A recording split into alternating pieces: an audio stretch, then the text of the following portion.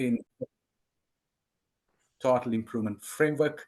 So last webinar, we looked at the bottom-up approach, and today we are going to take a look at the top-down approach. Now, today's webinar is powered by the Lean Six Sigma company. Now, before we get into the business, let's take a look at what the Lean Six Sigma company is all about.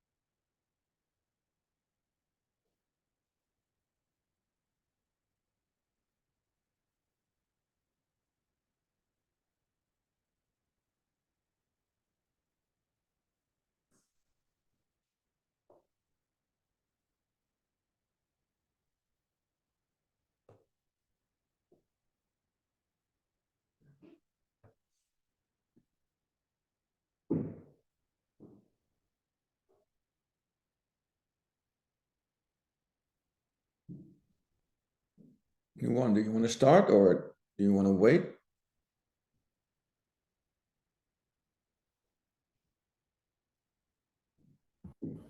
All right, so sorry about it. We had a small technical problem here. Right, so I think you were able to understand what the Lean Six Sigma company is. So if I just give you a small summary, the Lean Six Sigma company is the world's number one for customized, revolutionary Lean Six Sigma knowledge transferring and coaching programs, which has been in the business for 20 plus years and operating across 30 countries. All right, so let's get into the business today. And today's webinar is all about the top-down approach that comes in the total improvement framework. And to share the expertise with us today, we have two panelists joining with us. So let me first introduce Jan Hein.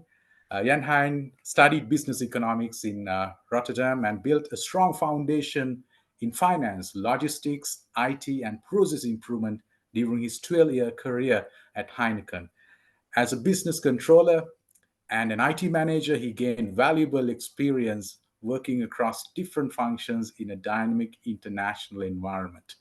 Inspired by the book Lean Thinking, he transitioned to the Lean Six Sigma company, where he now helps national and international clients develop a culture of continuous improvement. His passion lies in driving efficiency and sustainable change within organizations. So that's Jan Hein for you. And next we have Vimal. Vimal is a seasoned apparel industry leader with a 30 plus years of experience in quality, production, and supplier management. As a divisional quality systems manager, he led the quality system across 14 manufacturing units of MS Active. Also, he established the automation journey at MS Active to automate operations with human touch. A former lean sensei at MS Active and MS Krita, he launched the Future Star program to enhance quality circles during his tenure. And in Jordan, he expanded production capacity from 70 million USD to 130 million USD by adding the third manufacturing facility to the Jordan operation of MS. After completing his tenure in Jordan, he gave the leadership to set up the factory of the future, a benchmark for MS Holdings, a mentor, a coach. He holds a black belt in Lean Six Sigma, an MBA from United Kingdom, and multiple certifications in quality and leadership. So that's Vimal for you. And let's move into the first question. Now we've learned about the bottom-up approach in the last webinar. Today we are going to talk about the top-down approach, and we know the total improvement framework is all about the continuous improvement. But I would like Jan Hein to give us more insights about the total improvement framework and the different approaches that we can consider. So, Jan Hein, over to you. Thank you, Wiman, for this beautiful introduction. Before I start, I would like to welcome all participants. I am at the moment in Holland. It's 4 o'clock in the afternoon, and for you, I know it is evening. So we really try to make your evening time very valuable. Well, we are talking about a continuous improvement framework. We are going to talk about continuous improvement culture. Let's first look at the Lean Six Sigma toolbox, which offers a great variety of different tools that really can help you improve processes. And the beauty of Lean Six Sigma is that those tools work. They really work. They do work. I experienced that in person with a lot of clients. But the great promise of Lean Six Sigma is not only improve performance, it's also really to create a culture of continuous improvement, to make that continuous improvement a long-lasting activity, that it becomes a part of daily work of everybody in the company. So the tools work, but the tools are not enough to create this culture.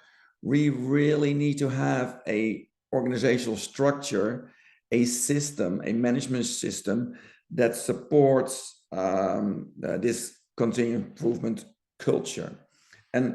But the question is, how does this organization looks like? And we call it a continuous improvement driven organization. But how is it structured? And I would like to show you that. So a new one, perhaps it's good that I share my screen so that I can inform, that I can talk about that in more detail. So the first question is, can you see my screen? Yeah, okay. Yeah. So let's talk about this continuous improvement driven organization. And here you see a simplified version, because in real life it's always more complex. But here you see a simplified version of what we think is a continuous improvement driven organization. So of course, every organization is different. Every organization has different goals, have a different Lean Six Sigma maturity level. But this could be a high level version. So this model is not something you should copy exactly. It's really meant to understand how it could work and to inspire to and to help you to design your own driven CI-driven organization. So as you can see, the model has 3 layers. The top management layer, the middle management layer, and the shop floor. And each layer has its own responsibility and its own Lean Six Sigma tools to work with. It's his own Lean Six Sigma routines. We will touch that later. His own Lean Six Sigma routines to execute. And all levels has to cooperate, to let the tools work, and to really build a culture of continuous improvement. Yeah, so this is an important factor. Well, we say that this continuous improvement driven organization has the 3 basic elements. The first is the voices, the routines, and the roles. And I will explain the voices and the routines. We will not have the time to tackle the roles, so let's keep that perhaps for a later phase. So first, let's look at the voices. So what we say is, in Lean Six Sigma, you have 4 types of voices, and I don't need to explain that to you, but we have the voice of the business, the voice of the customer, voice of the process, and the voice of the employee. And what we say is, the more you are able to adhere to those voices, the more successful you will be at the long run. But to adhere to those voices, we first need to have the skills and the routines to understand the stakeholders and their voices, to measure the actual performance, and to discuss the gap in a structured way. We also need to have the skills and the routines to transform those gaps into concrete improvement ideas, and really to execute those improvement projects to create a new way of working, improve processes, and of course the skills and the routines to continuously improve those way of working, so those standard work procedures. And we also talk about the routines. So perhaps it's very good, and I think it's key that you understand the concept of routines. So let's talk about the routines. To be honest, I don't know why those marks are there, but perhaps I clicked the wrong button, or I don't know. So let's talk about the routines. So the Lean Six Sigma, the end goal, so the big promise is really to create a culture of continuous improvement. That everybody is busy with improving whatever they do, that it really becomes part of their daily work. But tools are not enough. We need really more. We need to create a management system, and I would like to introduce there the terms routine. So let's first look at the tools. We already talked about them. They are working, but we need to let the tools work. We need to have a structure. So the tools work better when they are linked to each other. And we call this a CI structure. So because tools, they are really reinforcing each other, and they strengthen each other. And let me give you an example. For example, if you talk about the daily stand-up, it's very good that we have a daily stand-up and measure performance on a daily basis. It's very good that we have a daily stand-up and look at waste and try to make use of the wisdom of the team to create very simple solutions to enable to work more effectively together and to eliminate waste. But if we don't have the skills and the resources to tackle the more complex issues, being improvement projects, then the daily stand-up will end up as a complaint board that we only solve small issues, but the important we don't solve. So we also need to have the resource and the skills to tackle improvement projects, for example, by a Kaizen or an A3. So there we link 2 tools together, daily stand-up and A3 management, and then they reinforce each other. They strengthen each other. Yeah. So that's very important that we understand that So we have tools, they work. They need to be put in a structure. So all the tools need to be linked to each other. But that's not enough. We also need supporting routines. So tools are not enough. We also need supporting routines. So let's look at together what I mean with supporting routines. What I mean with supporting routines, that, for example, this is 5S, and you see here, we need operators, we need shop floor managers, we need middle managers and top management. This is very important, and I cannot stress this enough. The key message here is that every level in the organization has to fulfill its role to make sure that the tools deliver long-term success. So at every level, we need supporting procedures, and that supporting procedures need to be followed. And even if one level does not take his or her responsibility, the system collapses. Yeah, it's like a human tower. So let me give you an example of 5S. For example, if we have 5S, if we really create shadow boards and lines on the floor, but if we don't have an audit plan, if we don't have an audit process, if we don't have audit forms, and if we don't discuss the results, the audit results with our team to further improve the 5S activities at the shop floor, then it will not have a long-lasting success. So this is the responsibility, for example, the supporting procedures that need to be organized by the shop floor. But the middle management also has responsibilities. He or she needs to make sure that the 5S procedures is followed, so that the shop floor management is doing the audits, that the results are really discussed. And if this is not be checked, the shop floor manager will probably not do it. So we need to be aware of the fact that every level in the organization has his own responsibility to make 5S a long-lasting success. Not only for 5S, for all the Lean Six Sigma tools. And this is what we call supporting procedures. And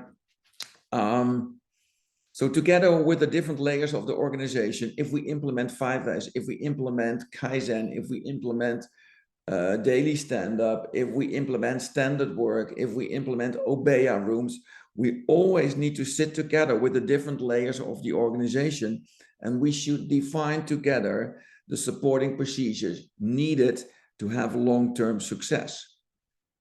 In Lean Six Sigma, we call this leader standard work. So what is really needed for leaders to let the tools work and to really create a culture of continuous improvement? Leader standard work, very important. And those supporting procedures should be really part of the daily routine of leaders.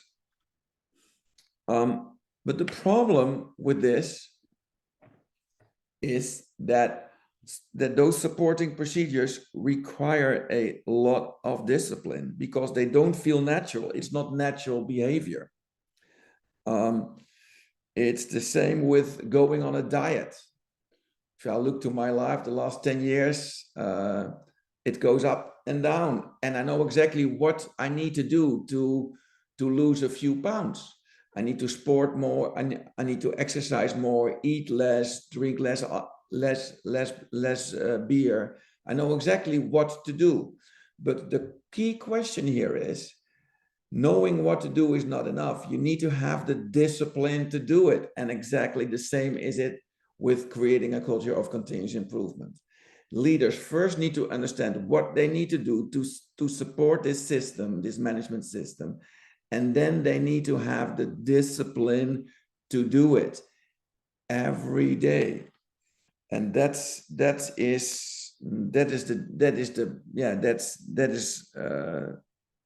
let's say not a pleasant message, but that's the truth.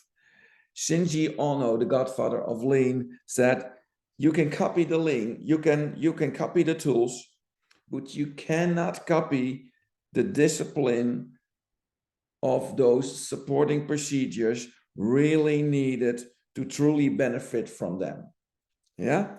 So at the end, Lean Six Sigma is all about people. It's all about people having the discipline to do the things that are really needed to create and to support and to facilitate this management system of continuous improvement.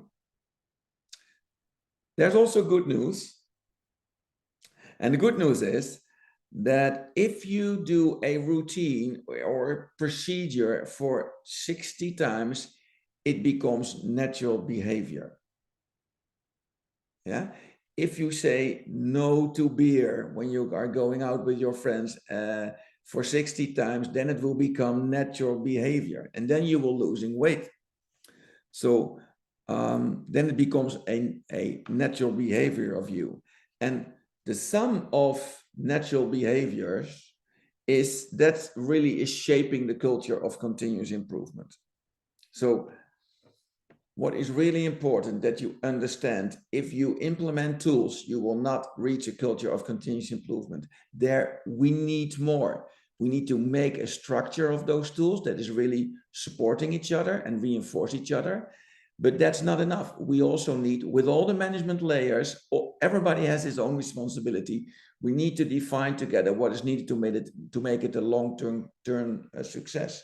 And then we need to have the discipline to do it. After do it for 60 times, it will become behavior. The sum of the behavior creates the culture of continuous improvement. Yeah, that's how we look at the world. So what we said is the routines are very important. And we distinguish three different types of routines: the identifying routines, the problem-solving routines, and the process control routines. So we have the strategy deployment, cascading down the strategy up to team level, that everybody in the organization knows what to do to contribute to the strategy. For that selection, improvement boards, daily stand-ups. Every company has a different name for that. Gemba walks, and then the problem solving, the DMIC, so the Six Sigma way of doing projects, and then A3 and Kaizen, the project with a little bit less complexity, and then the process control routines being 5S, standard work, leader standard work. Yeah, and we can help you with that. We can help you to train your people and to really inform them about all those different routines that are needed. We have the roles, but we don't have time for that. All right. So before you move into the next slide, Jan Hein, I would like to interrupt a little bit. Maybe we can get the feedback of viewers also. You talked about the routines, and there are three segments that you talked about, and each segment you have different routines. So shall we go for a quick poll to understand what are the routines that our viewers are using in their organization? So let me launch the poll.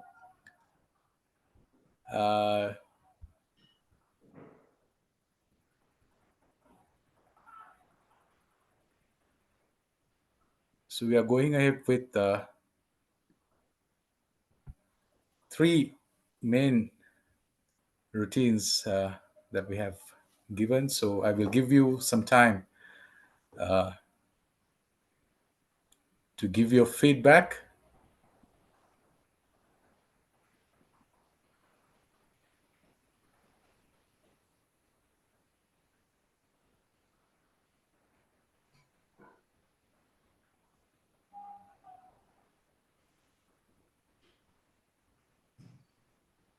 Right, so we have got 36% feedback. We are waiting for all of you to give your feedback. What are the routines out of these which you're using in your organization?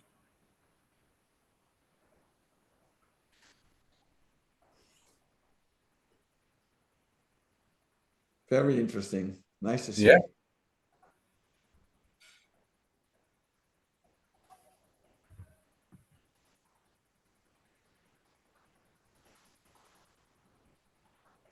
We have a few more to give you feedback.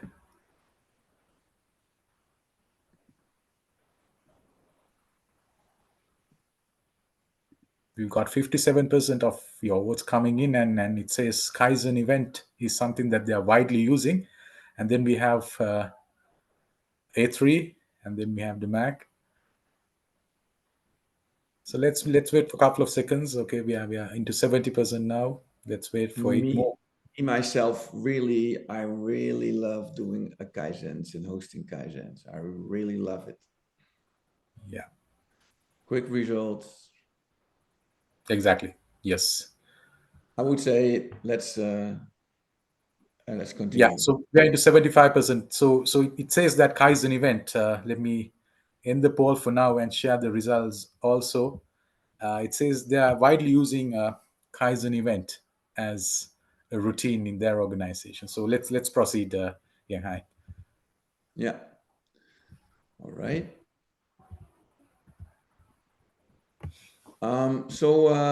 Yeah, as we already said, so TIF is a ideal state, a high level ideal state, which how shows how the routines are linked and reinforce each other.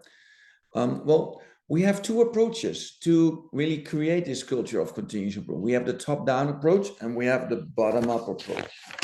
Um, um, and every approach has four phases. And every phase consists of here. So, for example, here you see the phases of the bottom-up approach. Here you see the different. So every phase has different building blocks, different tasks to fulfill. So what we really said is, well, improving a culture of continuous improvement is something that you don't do overnight. You do it in phases, and every phase you have specific activities, but it's always tailor-made.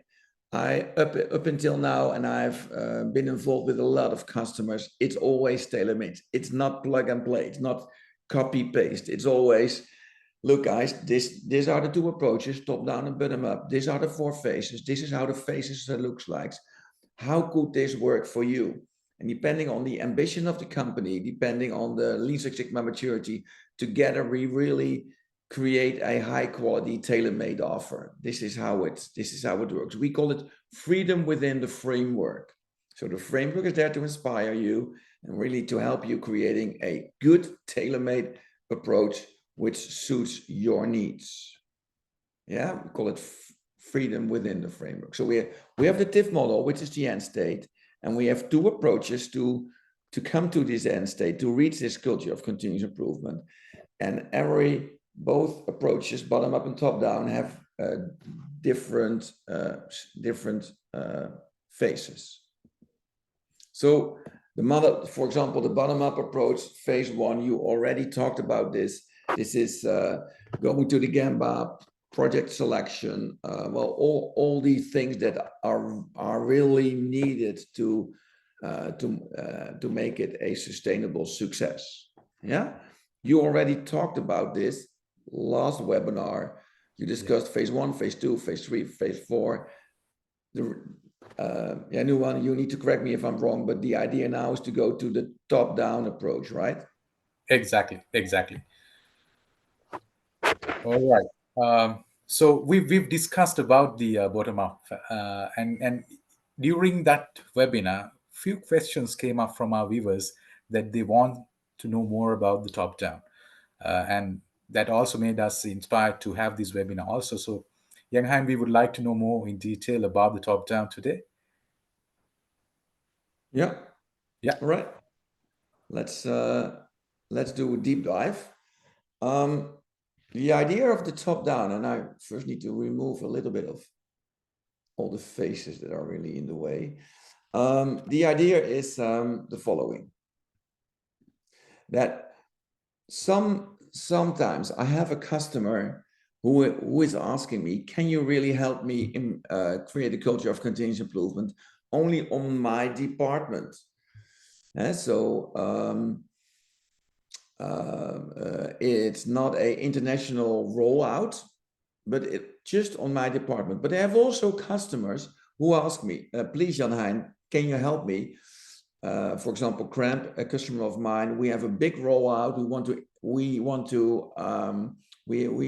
to start a really 4 to 5 year program to do a rollout to create a culture of continuous improvement in our 15 countries, not only in warehousing, not only in production, but also in finance and in sales. And we have all the customers in between. So the question is there one approach possible? And we say, well, yes, we think we can have two general approaches, again, top down and bottom up, 4 phases, create a culture of continuous improvement. And the first phase, and again, the first phase is the top down. Let's imagine a customer where, again, a big rollout, 15 countries. Yeah, that is the idea of the top-down approach. First, we need to select a champion. That's a person in the highest management team who really wants to make this a success, and it's part of his responsibility. Then we need to select a deployment manager or a CI manager from a group level who is responsible for the implementation. So the champion is accountable, the CI manager is responsible. Then we need top management awareness. We really need to make sure that the top management of this company knows what Lean Six Sigma is all about. And then together we will define a 3 to 5 year strategy. What do we want, and why do we want it?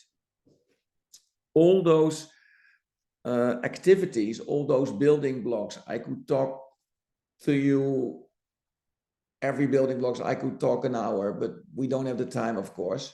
What is important is that we just not start. We first need to go to the different companies and see, do we have front runners here? Do we have in Poland or in Italy or in India? Do we have organizations which are part of our big organization who already experienced with Lean or with Six Sigma or with Lean Six Sigma? Do we have front runners? Because we want to learn about the front runners. So we do a quick scan. That's what I did for Cramp.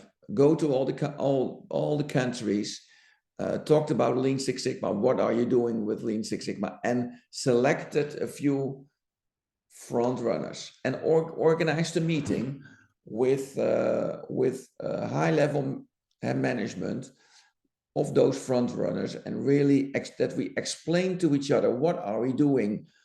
What problems do we encounter? What tools did we implement, and what was successful and what was not successful? And then together with these front runners, we develop a 1-year plan. Which tools, which routines do we want to implement first? And in which country do we want to start first? Because it's simply not impossible to start at all 15 countries at the same time. So it could be, but mostly we start with only half of the countries, for example. So we develop a 1-year plan. Based on the scope of implementation, what organization, we identify the stakeholders, we explain our plan to the stakeholders, and make sure that we have approval. And then we formalize the CI program. So if we, in the 1-year plan, we select that we start, for example, with in a warehouse with 5S, daily stand-up and Kaizen events, then we want to formalize the CI program. We want to formalize the global templates. We want to formalize the supporting routines, the training. We want to formalize the training. We want to formalize the global CI support level. What do we do at the local level? How do we support the different countries? And once we have that, we will explain to the management team, what is our 3 to 5 year strategy? What is our 1-year plan? and also get the approval of the local management. In the meantime, communicate. Don't wait until all the plans are there to communicate. Communicate always during your program. Yeah, so this is the first phase, the preparation phase. And then, once we know what routines we want to implement, once we know at which countries we want to implement it, then we say, let's select the local CI champion. So we need to have, if we want to implement it in Poland, in Italy, in India, in Bangladesh, and in Pakistan, then we really want to have local champions, and we want to have local CI leads. And we do a management awareness, local management awareness of all the country we want to implement. And we want to train the CI leads. We want to give them a black belt training. That's what we always suggest to companies, to create, to make sure that the CI leads are Lean Six Sigma black belts, and they do a lean leader training, that they understand what is needed from a leadership perspective. And then we want to give them an experience really to start projects and to coach projects. And in the meanwhile, we will do a maturity assessment in every country we want to implement in year one. And we want to do a maturity assessment on every planned routines we want to implement. So we do, for example, in Pakistan or in India, let's say India, we do a maturity assessment on 5S, stand-ups, and Kaizen events, because those are the routines in the 1 year plan we would like to implement. And if we do a maturity assessment, we get a very good insight what the maturity is of the different countries for the different routines. What are the weak points? What are the strong points? And then we can really make a tailor-made rollout plan for every country. We want to present that to the local management team, and then we go to the next phase. In the meanwhile, of course, the local CI leads are doing a project, are really certified black belts. And then we most often start with those 3 routines. So we want to start with the project improvement routine, so or green belt or black belt or A3 projects. We want to start with daily stand-ups, with improvement boards, and we want to start with 5S. And if we do that in a countries, for example, in India, we start with the local management awareness, define what we want to gain, so define the goals of our 1 year program per country, do a project selection workshop, train the sponsors of the project team, so the relevant managers who will acting as project sponsors, select the right belts, and then start projects. Start improvement boards, train the team, implement and coach, because training is not enough. It's always a big step from improvement board training to really do it and really do it good. The same counts for do a green belt training or a lean training, an A3 or a Kaizen event training. The training is nice, it's always good, but it's really a big step to really do it in practice. So we always suggest that we coach the belts or the lean practitioners really to learn, because the real learning starts by doing, of course. Yeah? We don't have that much time, so let's go to the next phase. The next phase, we implement new routines. We implement the strategy deployment, OGSM, and OBEA routines, the standard work and the leader standard work routines, really implement that, and Gemba walks. So Gemba walks also in Lean Six Sigma. The Gemba is very important. We want to have them. We want to get the managers out of their offices, out of get them out of their computers, out of their Excel sheets. But let's go to the Gemba and let's see it for yourself. And then we do, of course, again, a maturity assessment on the implemented routines. So we do, again, a maturity assessment on Kaizen events, for example, on daily stand-ups and 5S, and on the new routines, which we implement here. And then we evaluate success, and then we together define a next plan to increase the maturity level of the implemented routines. And then the last phase is really self-supporting.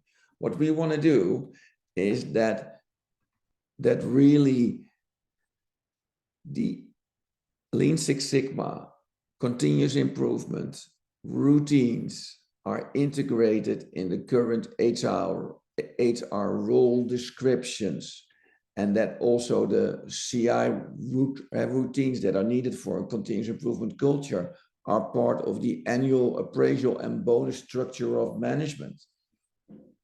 And we also want to make sure that we, the Lean Six Sigma company, is not needed for training and supporting, but that you have an infrastructure where you do the training yourself. So we have a licensee program where you can make use of our My Training environment with all kind of videos and all kind of online learning tools.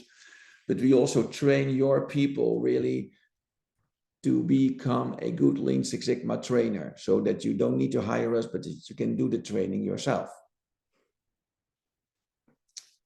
So yeah, that's more or less on a high level.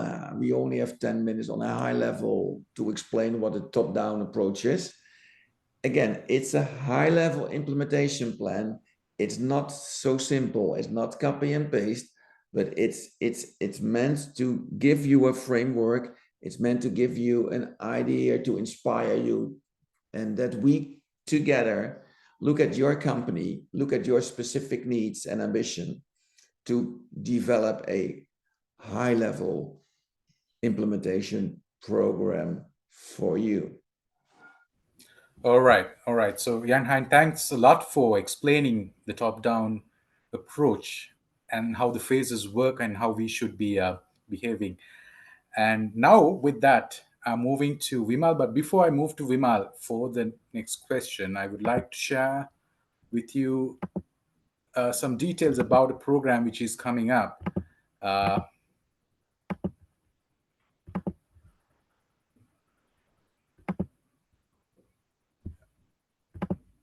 right. So this is a special program that is coming up for y'all if you would like to join with us on 5th, 6th, and 10th April. It's a full day program for you. Will be done by Vimal, who is going to speak and answer the question next. This is the Lean Practitioner training program that is going to come up. So with that, let's move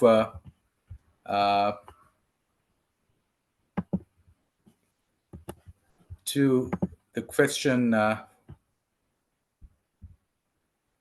for Vimal. So the next now Yang Hein explained us about the theory of the top-down approach. So Vimal, I would like to ask from you this question now. It's a volatile environment. Everything is changing. In a setup that is changing, how do we ensure that the process sustains? Hi everyone. Thanks one asking for that question.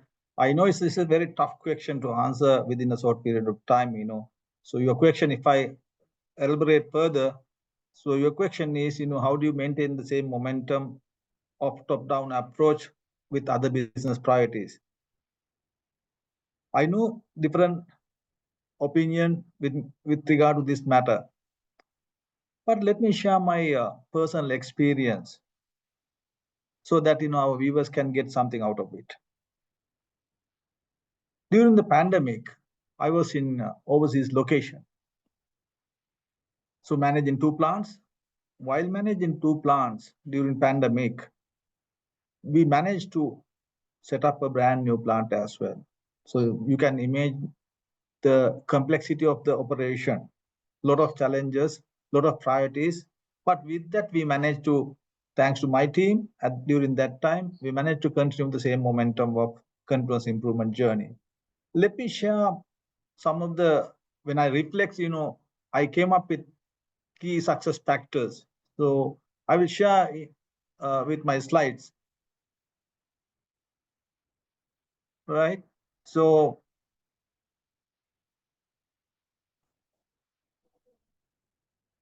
hope you can see the screen.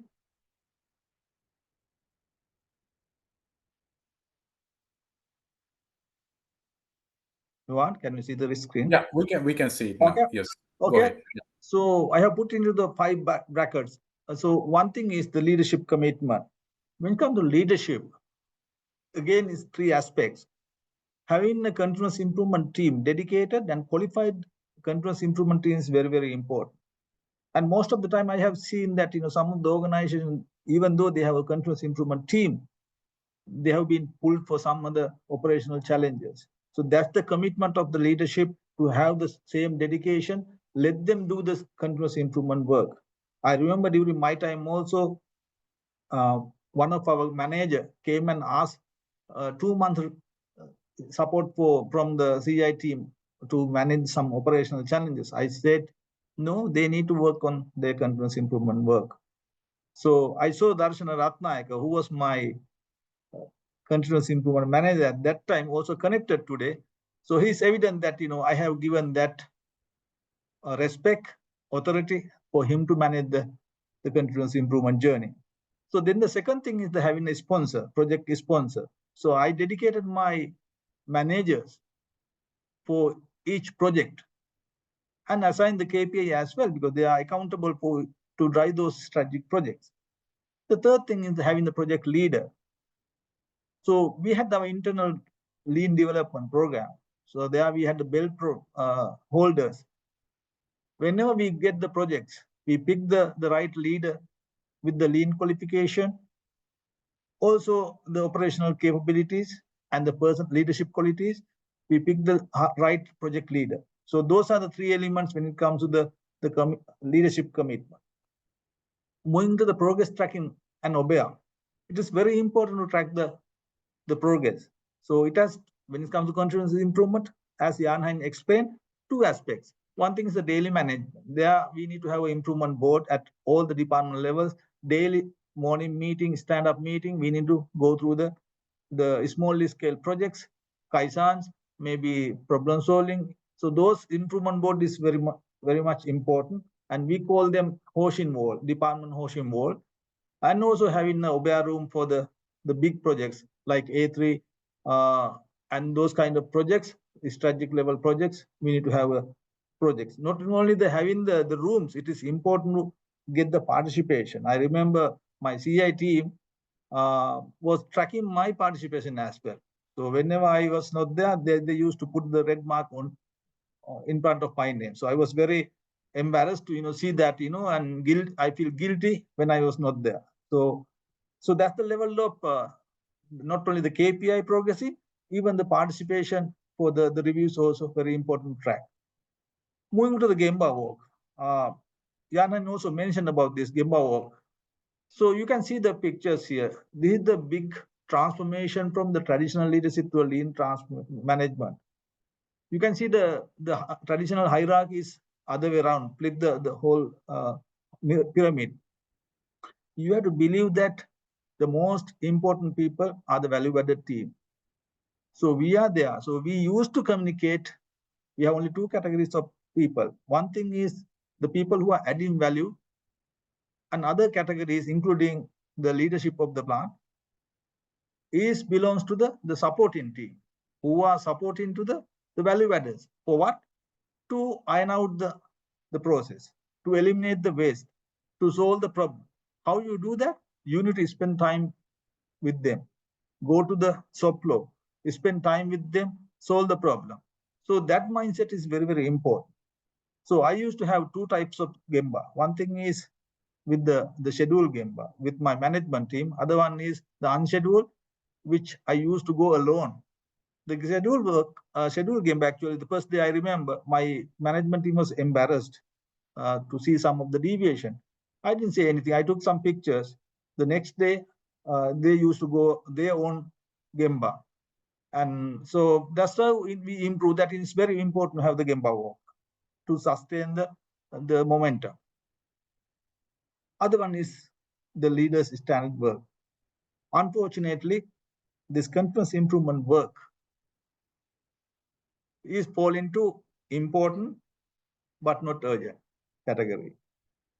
So our natural behavior is we used to, even in our personal life, we tend to deprioritize the important but not urgent matters. So continuous improvements also, we tend to deprioritize if we don't have a discipline, if we don't have a lead STW.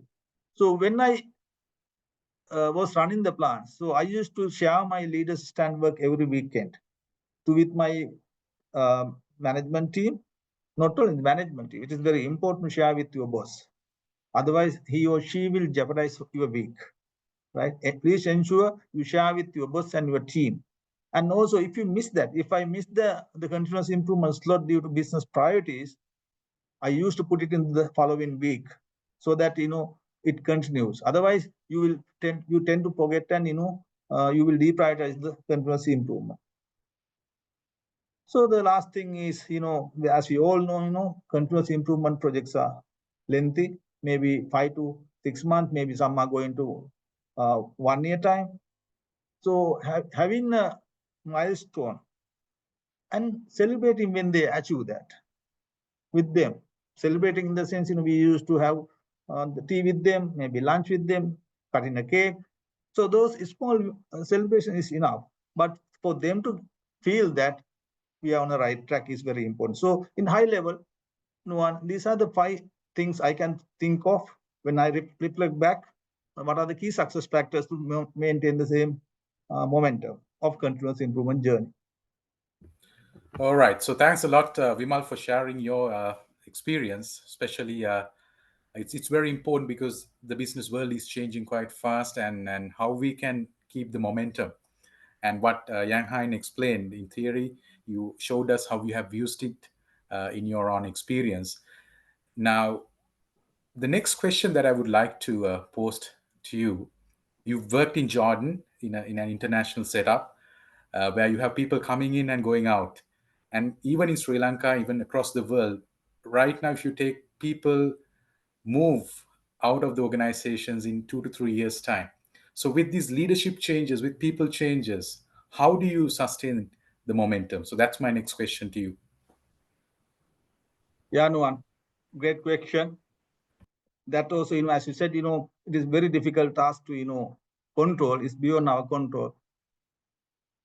It can happen in any organization. So our system should be built to manage the situation rather than attaching to that. You can't control that. We have to accept that we can't control. So again, when I reflect, I managed to, come up with the key success factors or the key areas to focus. Let me share my screen again.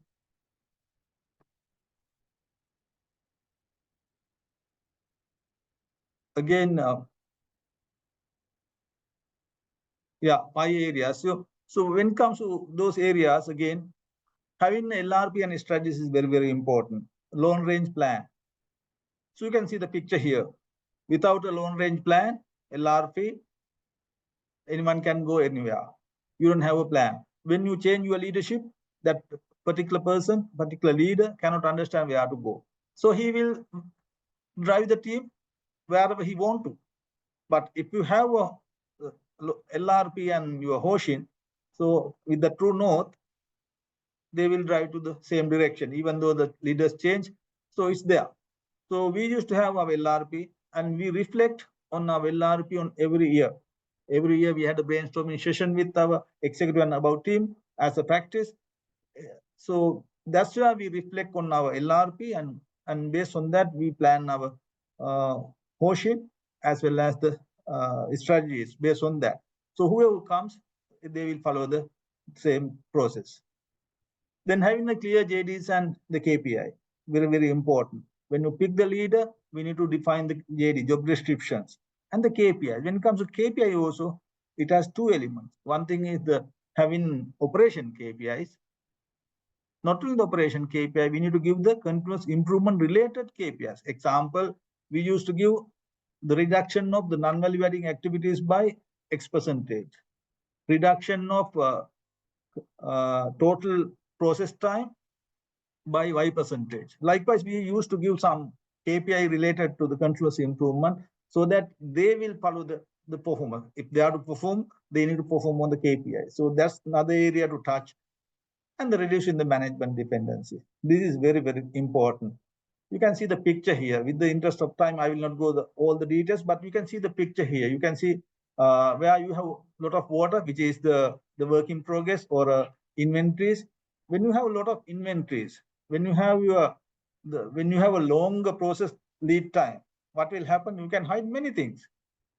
So when you hide many things, the only people can manage, those people can manage the process because they know exactly what's the problem. When there is a problem, they know how to solve. When you get a new person, it is very difficult that person to survive in that environment. What we did was we reduced the total process time or a throughput time by 65%, not just a small percentage, 65% we reduced. Then yes, we struggled for a couple of months to address those problems. But once we address, now the process is smooth. We know the problems and we have sorted out all the problems now, most of the problems. So now whenever you change the management or a leadership, that person can run because process is itself is strong enough to manage the business. So the succession planning. I think most of the organizations having the succession planning. It is very important to have the successors for each critical roles so that whenever the leaders change, you have the backup plan. Someone can say that we need the new blood. Yes, agreed, but majority should be within the system so that they understand the language, they understand the process, they understand the thinking, so they can sustain the same momentum. So when you reflect very recently, we understood that 90% of the time we have replaced within the same systems within the organization. Last but not least, coaching. So even Jan Hein touched on this. Having we used to pick most of the tools because very easy to pick the tools and implement, but it's very difficult to sustain the culture or a behavior. So that behavior piece, which is the invisible piece of the Toyota management system, is the improvement kata and the coaching kata. What that means is you tend to ask the similar pattern of questions, similar pattern of approach for the improvement as well as the coaching so that all the levels of the organization understood the language. They understand the language, they understand the thinking of the organization. Whenever you change the leader, just a matter of adjusting that new leader to the system because the rest of the organization people talk the same language, same thinking. It is easy to replace the culture. So those are at high level, those are the 5 areas I would like to touch with regard to the leadership. How do we sustain the same momentum with the leadership change? So I touch on the LRP, having the LRP and strategies, clear JDs and KPI, reduce management dependency, having the succession planning and the coaching. All right, all right. So that will definitely help our viewers to have an idea how, in a volatile environment, when the businesses are changing and people are moving out and coming in, still how we can move ahead and thrive. All right. So with that, I would like to come up with another poll to get your feedback, and at the same time, I would like to invite all of you to share your questions in the chat so that we can take it soon after the poll, where we are moving into the Q&A session. This is based on Vimal's presentation. I would like to share the next poll with you. Right. So, what is the most crucial area to focus on to sustain momentum in the top-down approach? So, Vimal mentioned a few areas. So, leadership commitment, progress tracking, Gemba, LS, Leaders STW, celebrating small wins. So, what do you think? we would like to know your feedback on this.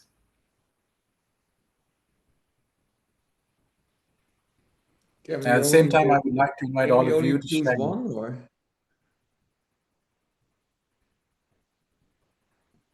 Yeah, so I would like to invite you to share your questions as well while you are taking part in the poll as well.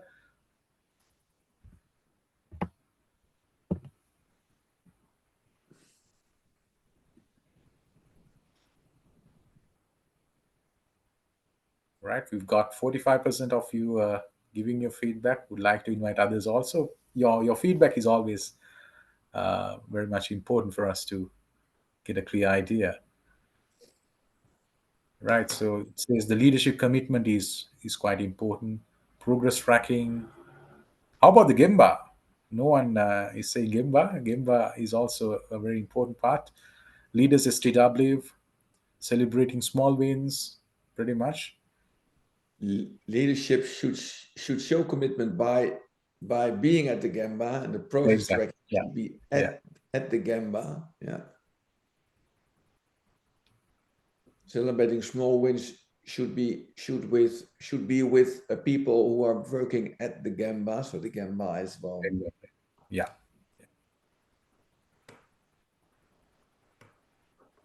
All right. So, with the interest of time, and we have to move to the questions also. Let me.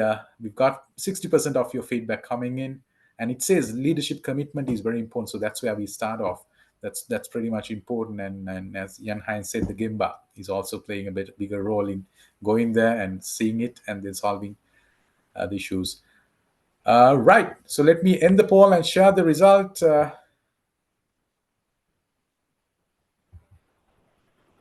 All right, 43% says leadership commitment, 36% says progress tracking, leaders STW 7%, and celebrating small wins, very important, 14%. All right, so with that, we'll move to the Q&A.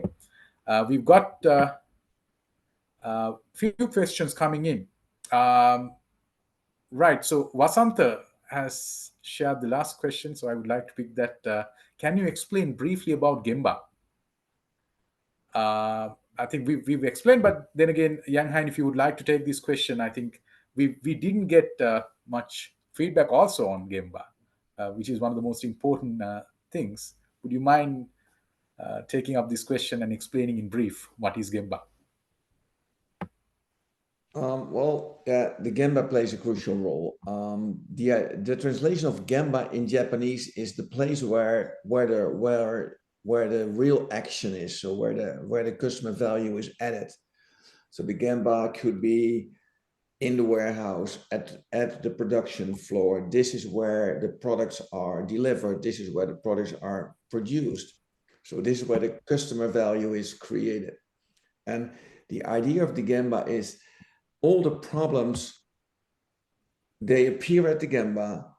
And if you want to find the root cause, you need to really go to the Gemba. So if you look at your Excel sheet and see that the KPIs are not performing according to plan, the root cause of the problems you cannot find in your Excel. You really should go to the Gemba, first-hand observation, talk to the people.